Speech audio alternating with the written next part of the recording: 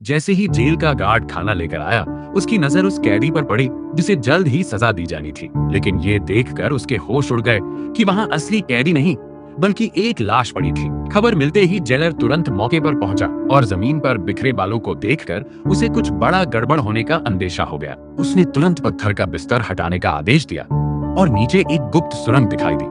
अब सब समझ में आ चुका था। वो खतरनाक कैदी जेल से फरार हो चुका था। उसकी पहचान इतनी खास थी कि अगर वो आजाद हो जाता तो एक बड़ी तबाही मचा सकता था।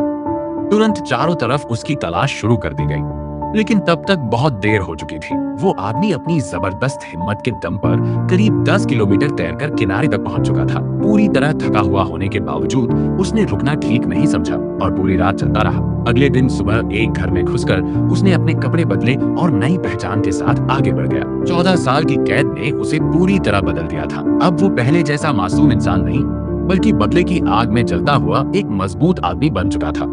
भारी मन के साथ जब वह अपने पुराने शहर पहुंचा तो उसे पता चला कि उसके जेल जाने के साल ही उसके पिता की मौत हो चुकी थी। यह खबर उसके लिए किसी सदमे से कम नहीं थी, लेकिन सबसे बड़ा झटका तब लगा जब उसने देखा कि उसके पिता की कब्र के पास ही उसकी खुद की कब्र भी बनी हुई है, जिस पर वही साल लिखा था जब वह जेल गया था। अब उसे साफ समझ आ गया कि उसके दुश्मनों ने कभी नहीं चाहा कि वह जिंदा बाहर निकले। पिता को श्रद्धांजलि देने के बाद वह अपनी मंगेतर से मिलने गया, लेकिन पता चला कि वह अब किसी और की पत्नी बन चुकी है और विदेश में बस गई है। सबसे बड़ा धोखा यह था कि उसका पति कोई और नहीं बल्कि उसका सबसे भरोसेमंद दोस्त ही निकला, जिसने उसे फंसाकर जेल भिजवाया था। सच सामने आते ही उसके अंदर बदले की आग भड़क उठी। उसने एक छुपे खजाने को ढूंढकर रातों रात खुद को अमीर और ताकतवर बना लिया। फिर अपने दुश्मनों के खिलाफ एक एक चाल चली, उन्हें बर्बाद कर दिया और कानून के सामने ला खड़ा किया। आखिरकार सच सामने आने के बाद उसकी खोई हुई मोहब्बत भी उसके पास लौट आई